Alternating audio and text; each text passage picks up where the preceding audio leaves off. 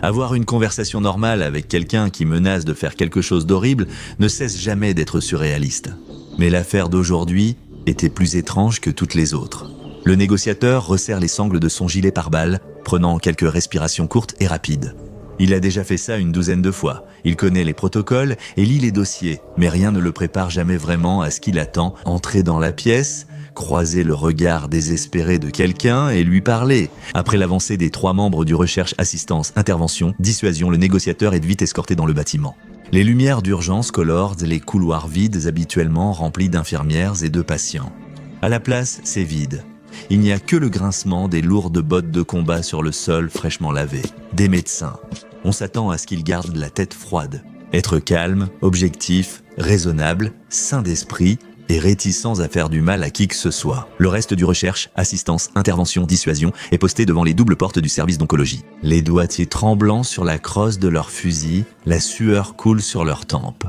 Après l'avoir interpellé, ils l'informent qu'une personne va entrer dans le service sans intention de lui nuire. Le négociateur est autorisé à passer les portes et se retrouve face au chirurgien affolé à l'intérieur. La lumière de son gilet révèle la terreur dans ses yeux et la sueur rougeoyante sur son visage. Cela paraît artisanal, mais le câblage rudimentaire et les explosifs improvisés restent dangereux. Le négociateur inspire profondément à nouveau.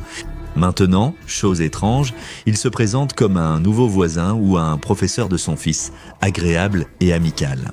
Le chirurgien, détonateur en main tremblante, rassure qu'il n'y a pas lieu de s'inquiéter et supplie le négociateur de ne pas avancer. Plus près, il jure d'une voix tremblante que c'est pour son propre bien, pas un pas de plus. Et il sera en grand danger. Tendant les mains comme s'il essayait d'apprivoiser un animal sauvage, le négociateur marque un arrêt, obéit à la demande et reste sur place. Il dit au chirurgien qu'il veut simplement parler pour comprendre pourquoi il se met en danger. Et tous les patients de ce service, ceux qui ne sont pas trop faibles pour bouger, restent le blotti dans leur lit. Le chirurgien tente, par des déclarations frénétiques et parfois incohérentes, de s'expliquer. Sarcome, cancer, ils en sont tous atteints, mais ils ne sont pas seulement malades. Ils sont contagieux et personne d'autre à l'hôpital ne l'a remarqué. Le chirurgien affirme n'avoir jamais voulu blesser personne, mais que c'est le seul moyen d'empêcher la situation d'empirer. Le négociateur tente de calmer le chirurgien, précisant qu'il est un négociateur d'otages, non expert médical. Mais même lui est certain que le cancer n'est pas contagieux. Tandis que le chirurgien explique, incrédule, le négociateur s'approche lentement, à petits pas. À chaque fois, les yeux du chirurgien se détournent vers l'un des patients, de plus en plus furieux. Le chirurgien envoie radiographies et dossiers au négociateur, affirmant que tout y est. Ces patients n'ont pas seulement un cancer, il y a aussi quelque chose de vivant en eux. Le négociateur jette un coup d'œil aux documents éparpillés, incapable de comprendre grand-chose à ce qu'il regarde. Il a déjà vu des images d'une tumeur avant que son vieux ne parte en soins palliatifs. À son avis non expert, il ne voit pas vraiment de différence ici. Peut-être quelques minuscules taches, certaines ressemblant à des tourbillons, des illusions d'optique au centre de certaines de ces images de tumeurs, quelques-unes ressemblent à des tentacules qui scrutent la pièce. Aucun des patients ne semble représenter une réelle menace. Beaucoup sont frêles, certains semblent s'accrocher et continuer à se battre, tandis que quelques-uns ne sont même pas conscients. Tentant de reprendre le contrôle, le négociateur rappelle au chirurgien le serment d'Hippocrate de ne pas nuire à autrui. Il est temps, insiste le négociateur, s'approchant de plus en plus pour qu'il enlève le gilet et se rende calmement. Mais les choses à l'intérieur de ces personnes ne sont pas des êtres humains, insiste le chirurgien alors que sa main appuie sur le détonateur à la suite d'un incident signalé à l'hôpital général Caviardé. Des agents SCP, intégrés aux forces de l'ordre, ont récupéré les dossiers médicaux de plusieurs patients pris dans l'explosion. Les survivants ont été examinés de près par le personnel et, grâce à des recherches approfondies, la Fondation a découvert des preuves d'une épidémie jusque-là non documentée. Une condition désormais désignée officiellement sous le nom de SCP-164. Le SCP-164 est une souche de cellules cancéreuses subissant un développement inhabituel dans le corps d'un hôte. En réunissant les cadavres touchés par le SCP-164 lors de l'incident, les chercheurs de la Fondation ont réalisé plusieurs examens post-mortem détaillés sur les sujets atteints de cette condition. Beaucoup de ces corps ressemblaient à ceux de patients atteints d'un cancer en phase terminale avec des tumeurs présentes dans tous leurs systèmes internes. Certaines excroissances étaient atypiques par leur taille ou leur forme, bien que la plupart aient été jugées non anormales par les médecins de la Fondation, ce qui était une erreur. Un examen a été réalisé sur le corps d'une victime en particulier, que l'on pense avoir été l'une des premières personnes à avoir contracté SCPC1-64. Après avoir effectué l'incision principale sur le cadavre, un technicien de laboratoire de la Fondation assistant à la procédure a paniqué. Ils ont insisté sur le fait qu'il pouvait en avoir quelque chose bouger à l'intérieur du corps. Les chercheurs se sont arrêtés pour examiner de près le cadavre, attendant qu'il se passe quelque chose. Pourtant, il restait là, froid, immobile et sans aucun doute mort. Mis à part cela, l'assistant de laboratoire n'avait vu qu'un simple jeu de lumière. Les chercheurs chargés de réaliser la procédure ont continué à disséquer les restes humains, tandis que l'équipe de recherche commençait à extraire les tissus d'organes endommagés et les masses tumorales. Un élément a surgi des viscères tenus par un thanatopracteur de la Fondation. Il y avait quelque chose de vivant à l'intérieur, des appendices se tordant et s'agitant, fouettant et projetant des gouttelettes de sang sur les blouses des chercheurs stupéfaits. Presque immédiatement, terrifiés par ce mouvement soudain, ils lâchèrent les organes qu'ils tenaient dans leurs mains, lesquels tombèrent au sol dans un bruit éclaboussant, projetant encore plus de traînées de sang sur le sol à une vitesse fulgurante. Quelle que soit l'anomalie présente, les organes du cadavre ont disparu sous les tiroirs en métal, avant que quiconque ait pu l'observer clairement. Une sirène a aussitôt retenti de l'autre côté de la salle d'examen, derrière l'épaisse vitre sans teint. Pendant la procédure, une alarme d'urgence a été déclenchée. Une annonce retentit sur le système d'interphone de l'établissement, indiquant qu'une quarantaine obligatoire était en vigueur. Un organisme inconnu s'était échappé dans la salle d'autopsie, les portes furent scellées, piégeant l'équipe avec leur visiteur anormal. Le technicien de laboratoire souleva rapidement le corps sans vie et le laissa tomber lourdement au sol. L'assistant, ayant remarqué un mouvement, était en crise d'hystérie, debout sur la table d'examen et criant des obscénités vers les tiroirs. La créature se cachait en dessous. 2 membres de l'équipe d'autopsie se mirent à crier sur un troisième, celui qui avait eu l'anomalie entre les mains, exigeant désespérément qu'on leur dise ce qu'était exactement cette chose. Le chercheur, qui ne l'avait tenu que quelques secondes, fixait ses gants chirurgicaux trempés de sang, répétant avec insistance qu'il n'avait aucune idée de ce qu'il avait tenu. Puis, soudain, un bruit de mouvement se fit entendre sous les tiroirs. Quoi que ce fût, c'était encore vivant. Le chercheur principal ouvrit brusquement un casier dans la morgue, jetant dehors divers objets en désordre. Jusqu'à ce qu'il trouve un balai et détache le long manche, il ordonna aux autres membres de l'équipe d'autopsie de se mettre derrière lui. Tendant un seau vide à l'un d'eux, il lui demanda de le frapper sur la créature. Quand il parvint à le sortir de sous les tiroirs pour se placer, le chercheur principal s'agenouilla et commença à pousser le manche du balai sous les tiroirs. Il ne pouvait pas voir grand-chose là-dessous. Peu de choses ressortaient à cause du manque de lumière blanche stérile de la pièce. Cependant, alors qu'il glissait prudemment le manche du balai dessous, le chercheur était certain d'avoir senti quelque chose bouger contre lui. Avec l'extrémité en main, il le poussa de nouveau et sentit la rétractation. Se tournant vers l'autre chercheur qui tenait le seau vide et retourné dans ses mains gantées, le chef de l'équipe fit un signe de tête discret, indiquant qu'il était temps de se préparer. Il donna un coup sec et brusque avec le manche du balai, s'attendant à ce que la créature s'en éloigne et file à travers le sol de la morgue à la recherche d'une nouvelle cachette. Au lieu de cela, elle semblait rester sur place jusqu'à ce que le chercheur principal retire le manche, se préparant à donner un autre coup. Lorsque l'autre extrémité du manche du balai réapparut sous les tiroirs, l'assistant de laboratoire, toujours debout sur la table d'examen, poussa un autre cri. Une série de longs tentacules agiles s'étaient enroulés autour du manche, le serrant fermement alors que le chercheur principal le retirait. Leur arme de fortune portait à son extrémité un calmar qui réagit avec surprise. Quand ils ont vu que la créature tenait le manche, le chercheur principal l'a instinctivement brandi par réflexe. Cela a envoyé l'anomalie voler à travers la salle d'examen directement vers le technicien de laboratoire sur la table. En ouvrant la salle d'examen, l'équipe de confinement a découvert les chercheurs tentant désespérément d'ôter le calmar du visage du technicien terrifié. Depuis leur passage en quarantaine et la réussite de leur dépistage des infections anormales, l'assistant s'est vu proposer des consultations avec le conseiller agréé par la Fondation. Comportementalement, il semble largement non affecté par l'incident, sauf une forte panique lors d'un service de calmars à la cafétéria du site. Après une étude plus approfondie de la créature désormais neutralisée, la Fondation a déterminé que le SCP-164 contient des informations cellulaires en grande partie dérivées de l'acide désoxyribonucléique humain. Cependant, les cellules responsables de l'infection semblent exister effectivement comme un organisme parasite unicellulaire capable de se reproduire de façon asexuée. Il a également été documenté par des tests que le SCP-164 peut provoquer de grosses tumeurs chez les hôtes exposés, ressemblant à celles qui surviennent si souvent dans de nombreux cancers affectant les tissus mous ou les os, appelés sarcomes. Ce qui distingue le SCP-164, c'est la nature plus unique de ses symptômes. Les chercheurs ont découvert que le SCP-164 est le seul cancer parasite pouvant infecter les humains. Et le fait qu'il soit causé par des parasites signifie également qu'il s'agit de l'une des seules formes de cancer transmissible. Il a été découvert, mais grâce à des tests sur plusieurs sujets, que la manière dont le SCP-164 se transmet dépend plus ou moins de la façon dont il est introduit chez un hôte potentiel non infecté.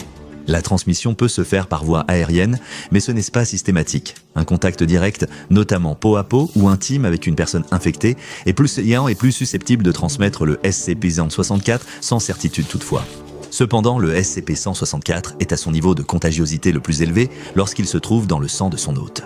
La transmission du sang d'une personne infectée entraînera la propagation de la condition que certains chercheurs ont commencé à appeler des tumeurs de Kalmar, selon les estimations des experts en maladies infectieuses anormales de la Fondation et d'autres spécialistes en parasitologie anormale.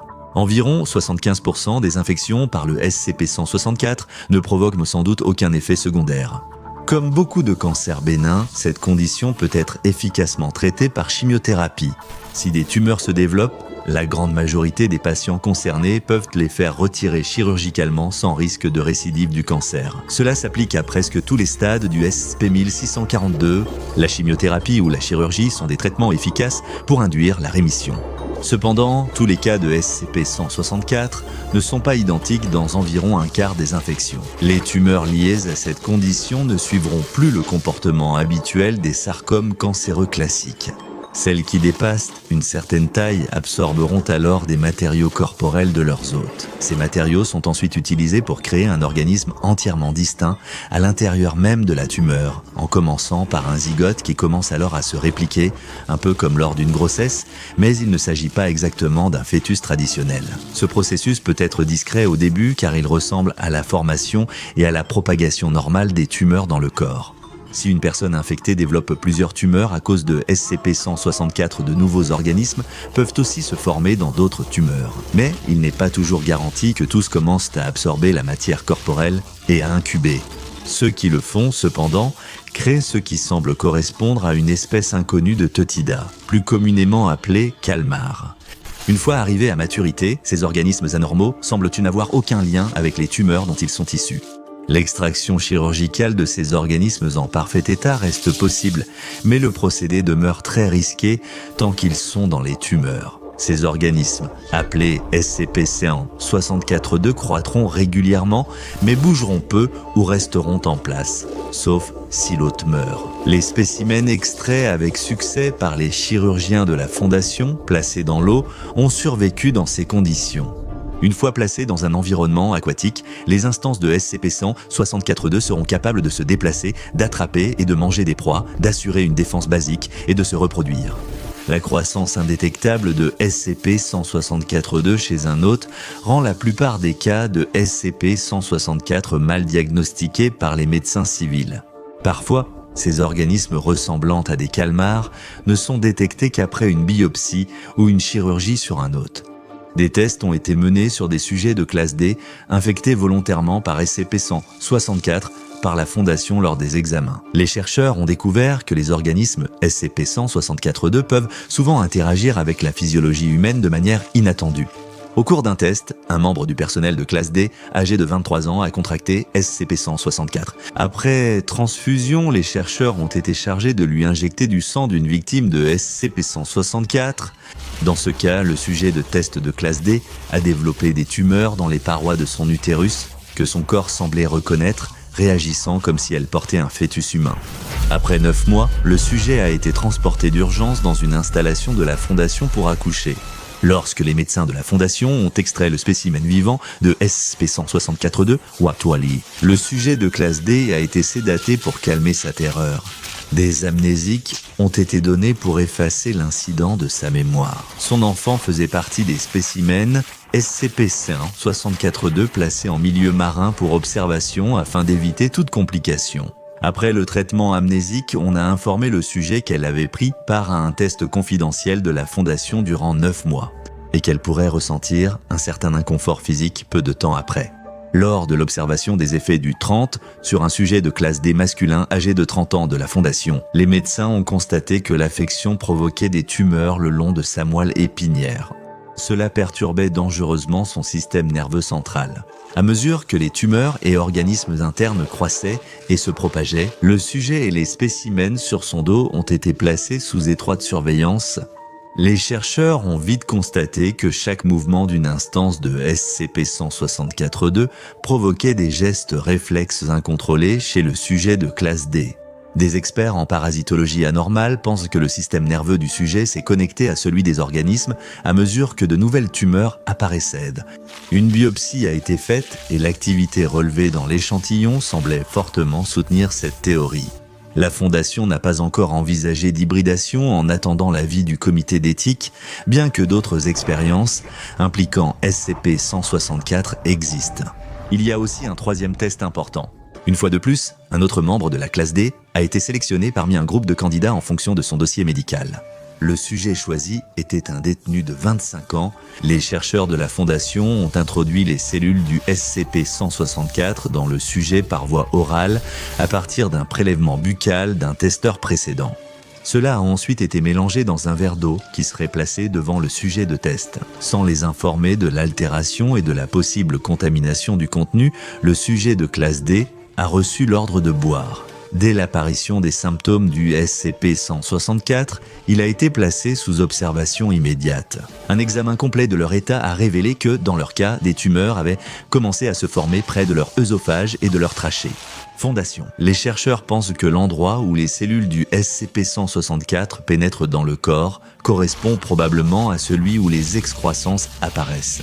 Cependant, ce cas isolé n'a pas encore été suffisamment significatif pour confirmer cette théorie. Des tentatives ont été faites pour prédire où les tumeurs du SCP-164 se développeront dans le corps d'une personne infectée, mais leur apparition semble jusqu'à présent aléatoire. Ce sujet a été remarquable durant cette expérience. Non pas parce qu'ils avaient été en contact avec le SCP-164 par voie orale et développé des tumeurs près de la même zone du corps, mais plutôt à cause de la nature même des tumeurs.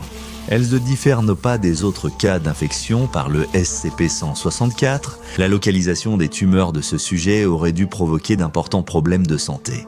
En effet, dans des circonstances normales, étant donné la taille des tumeurs tapissant l'œsophage et la trachée, le sujet aurait été incapable de respirer. Un examen approfondi a montré que leurs voies de respiratoire étaient presque totalement obstruées par une tumeur. Toutes les preuves observables suggéraient que ce cas de SCP-164 était probablement fatal. Et pourtant, le sujet a survécu. En suivant la croissance de leur tumeur, il est apparu que leur développement avait changé, voire légèrement régressé, alors même que le sujet ne recevait aucun traitement pour cette condition anormale. Des scanners ont révélé que les excroissances s'étaient déplacées à l'arrière du cou, empêchant la mort du sujet de classe D par manque d'oxygène. Un chercheur de la Fondation, chargé d'étudier le docteur Rédigé, a suggéré que cela pourrait être la cause directe du SCP-164. Ils ont avancé l'hypothèse que la condition, ou peut-être les organismes eux-mêmes, se développant à l'intérieur des tumeurs, pourraient entreprendre une action délibérée afin d'augmenter la longévité de leurs hôtes. À ce jour, aucun autre cas notable d'infection par SCP-164 n'a montré une altération similaire de la physiologie. La raison exacte pour laquelle ces organismes de type calmar auraient besoin de protéger leurs hôtes ou la manière dont ils ont évolué pour se propager et se développer à travers un cancer de type sarcome sont des questions qui continuent de dérouter les chercheurs de la Fondation. Des procédures spéciales de confinement ont été mises en place pour limiter d'éventuelles futures épidémies de tumeurs de type calmar et pour continuer à étudier la nature exacte de cette affection anormale. La Fondation conserve plusieurs cultures de SCP-164 en sécurité selon les procédures biologiques de classe 3. Cela impose de stocker les cultures actives dans une unité de bioconfinement à 10 degrés Celsius. L'objectif est de garder assez d'échantillons vivants de cellules anormales pour les tests, tout en évitant leur propagation chez l'homme.